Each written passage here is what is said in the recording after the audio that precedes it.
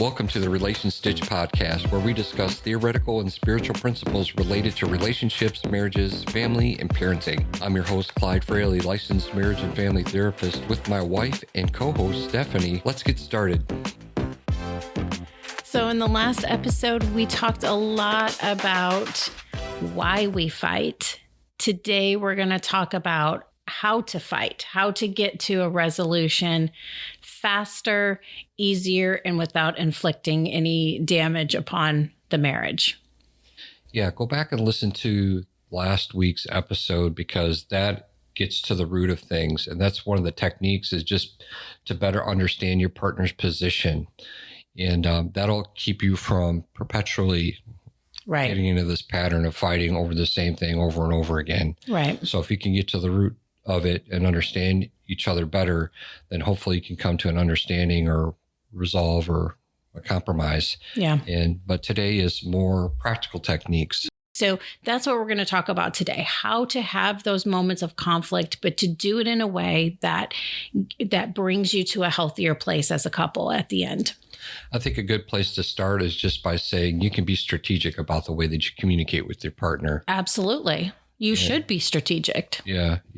We think that because everything about relationships is pre-wired in us to meet someone and to have a family, and all of that's organic, that you can just kind of wing your communication. Yeah.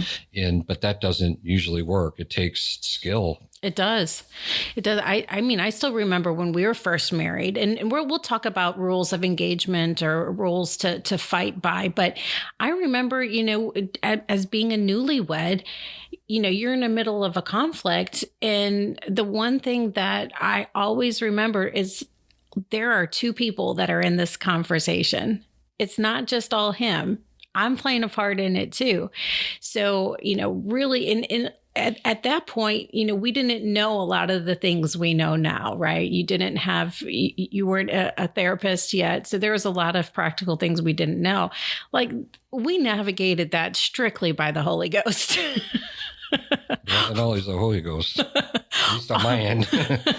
a lot of prayer, a lot of God, teach me how to do this. And he was faithful and he gave us strategies. But if we can help to give you some of those practical techniques to help you, save some time. I mean, that took a lot of years to get through that. But, much better to learn from someone else's wisdom than to try to figure it out by experience. Yeah. So we have this graphic, and we'll put this up on the Relation Stitch website so you can download it. But what's the first one there in the list? So the first one is check yourself. Yeah. What we're talking about there is make sure that you're in a stable emotional space before you begin conflict. You might have had a long day at work and you got chewed out by your boss, and then you come home and you take it out on your wife. That's not fair to her. Yeah. And so you're going to have to, a lot of this, all these techniques require you to regulate your emotions. You have to control yourself.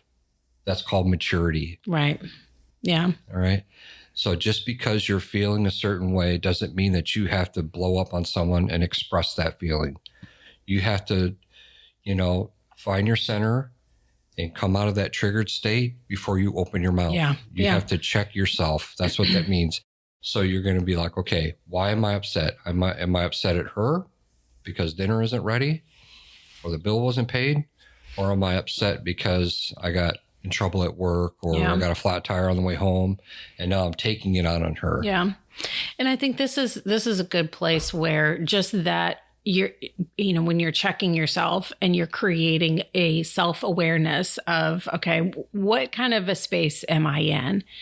Then instead of reacting, now you have enough frame of reference where you can say, listen, honey, I didn't have a great day. I'm really at a wire's thin here. Like, can we just table this for another day? Or can you let me just maybe go in the other room and just unwind a little bit? Having those conversations because of your self-awareness then allows you to be able to help your partner. Because if your partner's come home and had a rough day, and this is the first time you've talked to them or seen them, you may not even know. They may have no idea what you've been through. So by you knowing, it helps you then inform and share that with your partner to say, maybe today's not the best day for us to sit down and go through bills and talk about our budget. Yeah, that's really good because there's two sides in communication, like you were saying. And so one of them is you're going to check yourself and your emotions. But as you're my partner, right? You should be able to see me and know me well enough to a degree that when I walk in, you're like, okay, something's not right. Yeah. And not make an assumption about anything, but to just inquire, you okay? Do you have a bad day? Do you want to talk? No, I need a minute. Mm-hmm. That's part of the strategy we're talking about. Is one thing that couples really, it will help you so much is if you just ask follow-up questions with and try to leave the tone out. Yeah. Like that neutral delivery and just with a curious tone, like, are you okay? Mm-hmm. Not like, what's wrong with you?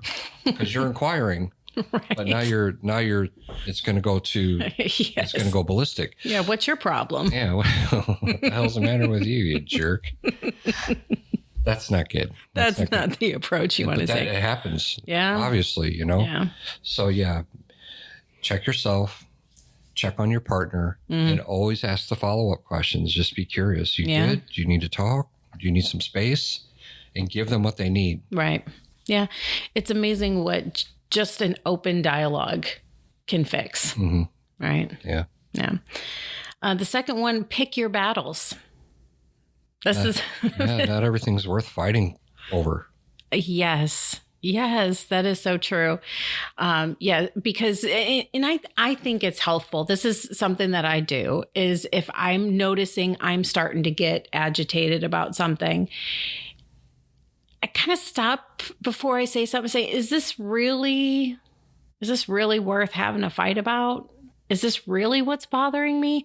And I think it kind of goes along with, the check yourself, but, not only knowing where you're at, but then really stopping and asking yourself that question of, is this really worth fighting about? Like, is this really that important? Mm-hmm. Where it warrants us having a conversation. Yeah.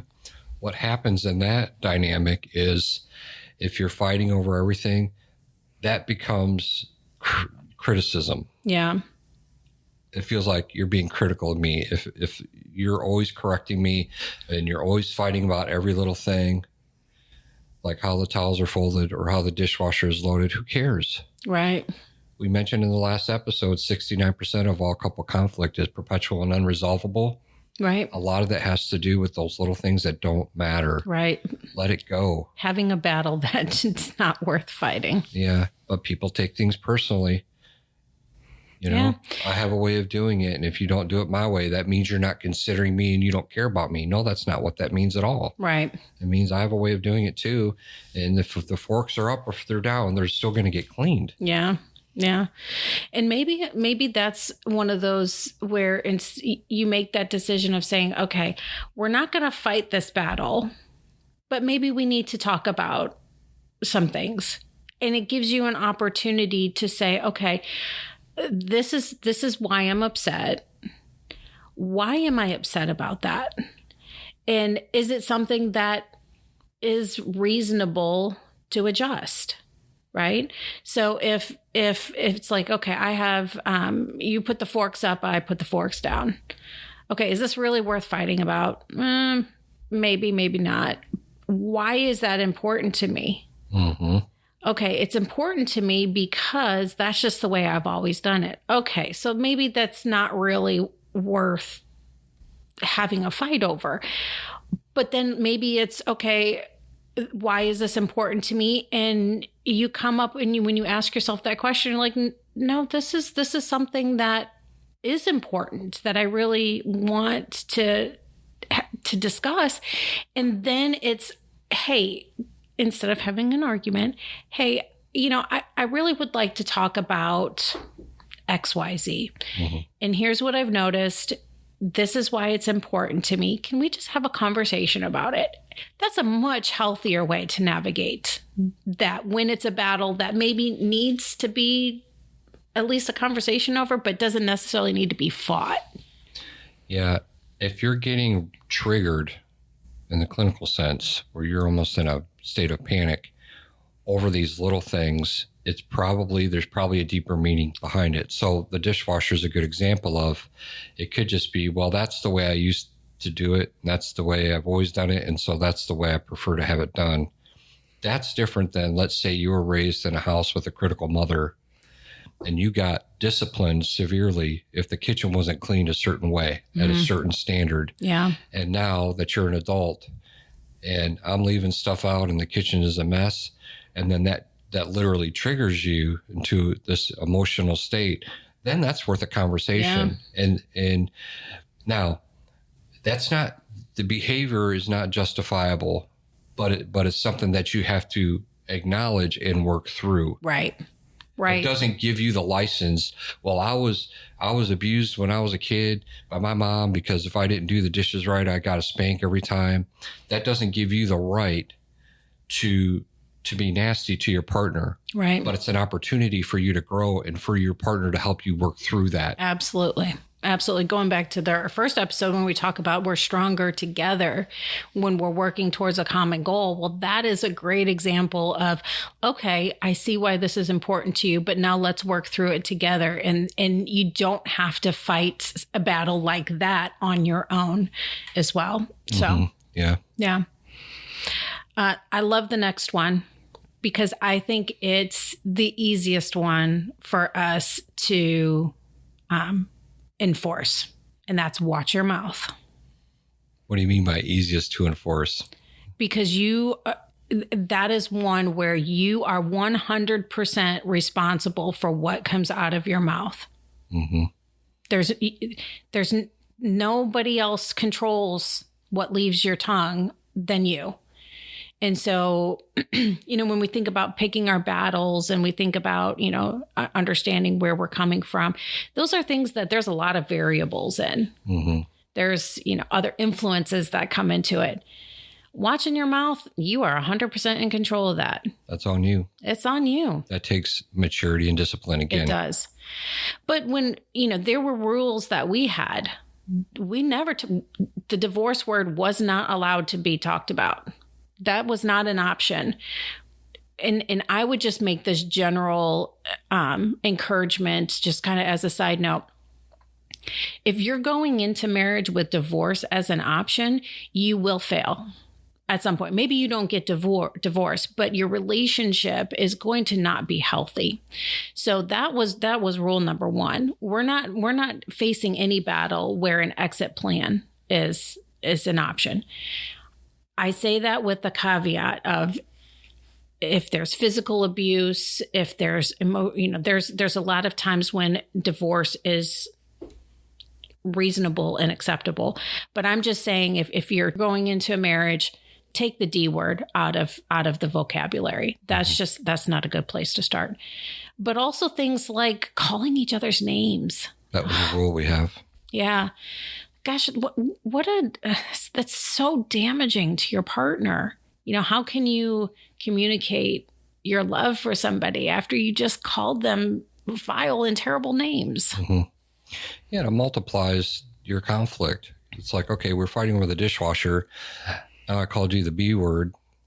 Now, and that's inflicted damage. And right. So now you have multiple layers and all these wounds. Yes. You got the main injury, and then you have all these little paper cuts on top of it. Yeah, it just keeps digging the hole deeper and deeper and deeper. So good communicators are very articulate, and they're really specific with the words that they choose and the things that they're saying. So if you're calling names, that's not solving the problem. You're pointing a finger, and it's all about accusation. Mm-hmm. Where's the problem solving? Yeah. Where's the compromise? Where's you trying to get to understanding? That's critical that you leave those words out just so it leaves room for you to be more articulate. Yeah. Increase your vocabulary, use other words, use emotion words. Yeah. I would, I don't know if you planned on it or not, but I love the word wheel that you have. And if we can put that as a part of the downloads, I think that's great because it challenges you to go deeper in what you're trying to say and to be more articulate in where you're coming from.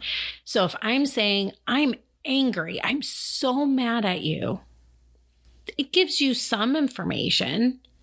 But if I say, man, I'm just so frustrated, now that gives it a little bit different. I may be feeling it the same way internally, but now that's giving you more information, right? You're giving your partner a chance at trying to understand where you're at. And so I love that word wheel. I know you use that a lot with your clients. I just think it's such a great tool for people to just understand, okay, yeah, I'm angry, but let's go a little bit deeper. What does this actually look like? And then even a little bit further. I just think it's a great tool. The word wheel's good for that. Check yourself one, too, because you might not even know what you're feeling. And so just to glance at it and then try to figure out, okay, this is actually what I'm feeling. Now you can articulate that. But back to the words that you use. So when you're name calling and you're assassinating your partner's character, that's an item of contempt. And that's the number one predictor of divorce. Oh, wow. So when you start hearing all the names and it's getting really nasty, you're probably not going to make it. Yeah. I'm sorry to say. Yeah. And each time you have an argument, especially if that is a part of the argument dynamics that you have, if the next time we come to another moment of conflict, and I'm like, I remember what I felt last time, and I remember how we engaged. Well, I'm even more mad this time. So now it's just going to keep escalating. And every time it becomes more aggressive, potentially more violent, because now it kind of goes into the next one. Don't stack your issues, right? It's like you're almost kind of stacking that resentment. You started off with one argument, but now you've opened up a whole nother can of worms because what do you mean you think I'm a fill in the blank? The other thing I noticed with couples too, with this contempt, is that if, like, you may be afraid to come to me now with an issue because you know I'm going to freak out. And so you're going to internalize everything, which, as you know, that builds up. And then there's going to be one massive conflict instead of these little skirmishes. You're going to have this World War III kind of a battle, and those can become physically violent, and those can be really dangerous. It's very dangerous. Yeah. So in that way, it does stack all those emotions and all that pain and all those words, creating all that hurt, puts you in this emotional state where it's like you're even thinking about, oh, we got to talk about the bills. And now you're having a panic attack because you know that you can't even talk to your partner about it, but they're going to find about it anyway. And you're in a catch-22 situation where it's like, I'm in this double bind where what am I supposed to do with this? Yeah. I can't solve it without you, but if I try to solve it with you, then you're going to hurt me. Yeah. That's bad. Yeah. And that's not good. Obviously why people get divorced over contempt. So, right. Yeah, absolutely. Yeah, stacking issues. Yeah. We just kind of mentioned that a little bit. That's when we say, I'm really upset about the dishwasher. And remember last week, I'm still mad about that too. Mm-hmm. Yeah. That gets to be a pretty tall stack if you never resolve them too. Well, first off, if you just bring one problem to the table, then you can solve it. And now you have some momentum. It's like, oh, we got through that, you know? But if you bring a problem to the table and now you're going back 15 years and talking about how you ran over the dog and you never resolve that, and you still have, resentment and all of that. Yeah. Every fight is like that. You're not going to resolve anything because the little problem gets pushed aside. Yeah. Yeah. Yeah, exactly. You never get to the point of resolution on any of them. And then the next time another conflict comes along, add it to the mix. You end up having, massive novel of history that needs to be, worked through instead of a small little piece of paper. Yeah. That also happens with couples that are aggressive or they like to win. They're very competitive. And so you have something, it's like, oh, I can outdo that. And then you bring out something big, and then you bring out something bigger. And now it's this, Yeah, tit for tat. Tit for tat. Wow. Yeah, tit for tat. So that sounds dangerous. Yeah. Also with stacking your issues, you want to stay on topic. So there's two things I'm thinking about that. One is don't talk about, 10 different problems that you have going on because it's going to be hard to solve them. So if you just bring one, you can solve it. And the other thing is don't talk about, well, you're a lazy bum and that's why you didn't do the laundry like I asked. So maybe the laundry didn't get done as the topic, but now you're starting to assassinate them and their character. And so it gets into the name calling and the criticism and the contempt. Yeah. Yeah. It takes a small thing and literally makes it into a massive mountain to try to climb. Mm-hmm. Yeah. That's not healthy for sure. I like the next one too, because I think it kind of goes along with watch your mouth, but I think it's a really simple, easy way to help you facilitate those more articulate terms. And that's saying I statements, right? And so talk a little bit more about what that looks like. I means you're taking responsibility. I felt disrespected when you said XYZ. And instead of me saying, you're disrespecting me. Yeah, that has a completely different tone, doesn't it? Now it's accusatory and it's finger pointing, where the I statement is I'm taking responsibility and this is how I feel. And then that opens up the door for you to respond in a way that's probably not going to be so defensive. Yeah. Yeah, I can totally see that. Yeah. So turn it, because you are part of the problem. There's two people in this conversation and it's the dynamics. Right. A lot of people are on their own, they're great. But when you put them with someone else, because of the differences, now there's conflict. And right. It's the dynamics that we're talking about. Yeah. And so you remembering to take responsibility and the I statements help you do that. Yeah. I felt this way and I felt like we should have done it this way. And then hopefully they're doing the same thing. Well, I felt this way. Right. But you got to listen to one another. Right. You got to give each other the space and don't interrupt. I don't know if that's what's on here, but it should be. It should be. No, but I like that too, because you're right. When you say you betrayed me, wow, that's now I feel like I need to, what are you talking about? I didn't betray you. How I would never betray. Like now I have to defend myself, but I felt betrayed. Oh, really? Why? Exactly. Why? Oh my gosh, I can't believe you felt that way. That's no way how I meant it to be. Or I can see why you felt that way. And I really didn't mean it that way. Like that, those are helpful discussions. That's a healthful exchange.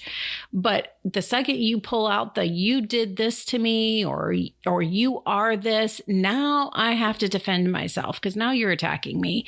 And I disagree with that statement. And now I need to tell you why. Mm-hmm. That's going to escalate quick. Yeah. I statements are powerful. Mm-hmm.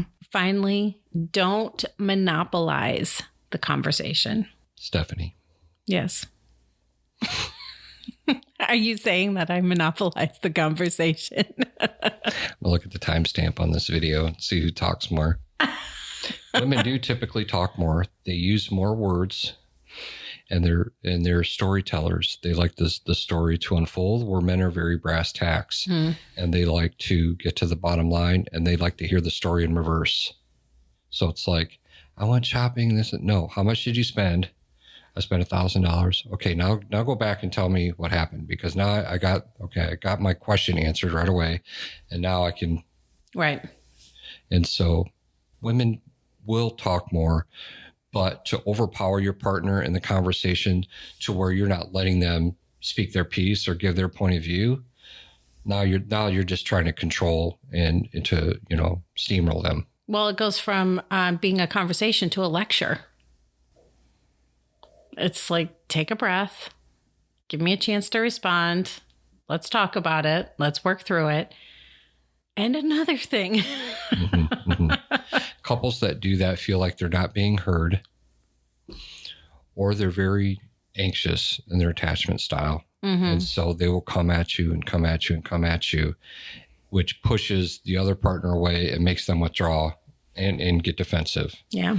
Or if you have an assertive partner or someone that's also anxious, then they can push back, and now there could be physical altercation because I'm not going to take that. Shut your mouth. Right.